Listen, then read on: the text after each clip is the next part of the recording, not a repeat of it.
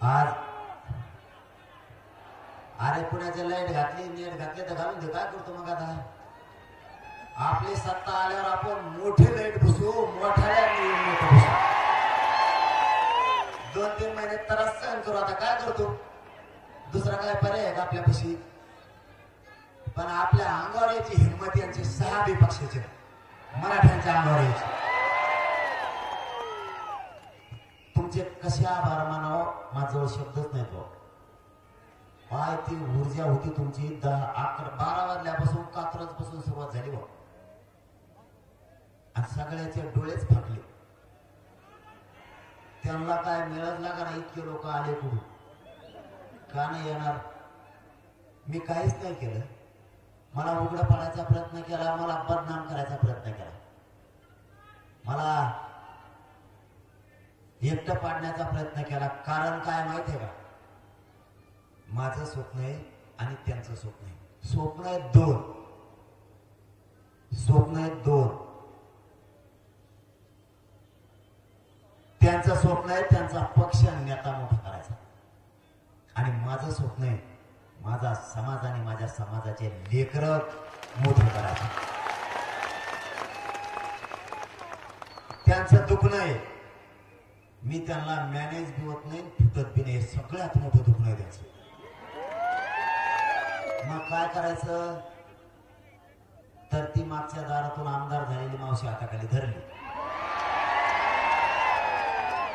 आणि त्याने पडेल फिडेल सगळा माल गोळा करायला चालू केला. माझ्या विरोधात बोलायला सगळा माल गोळा केला.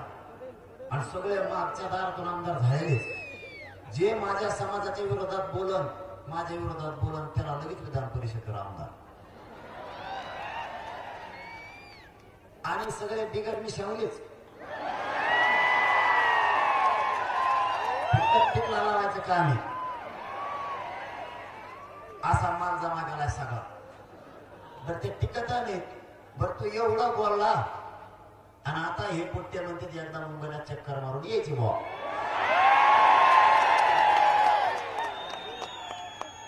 त्यावेळेस फक्त मुंबईत थांब. या पोराला तो तोंड तो घर बघायचं, बाकी काहीच नाही.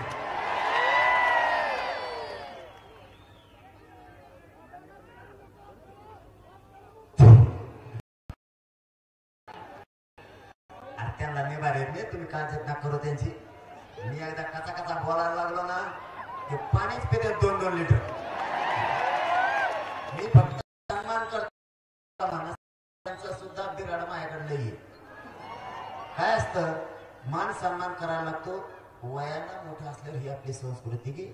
आणि ज्या माणसाचे काही ना काहीतरी समाजासाठी योगदान आहे त्या माणसाचा काही दिवस तरी सन्मान करायला लागतो. पण त्याला सन्मान शब्दात नाही कळाला, मग त्या टायमाला बघू. आता आणखीन एक संधी दिली आपण. आता पुणेकराच्या वतीनं आणखीन एक संधी. इथून पुढे त्यांनी बोलू नये, आम्ही त्यांचा सन्मान करतो.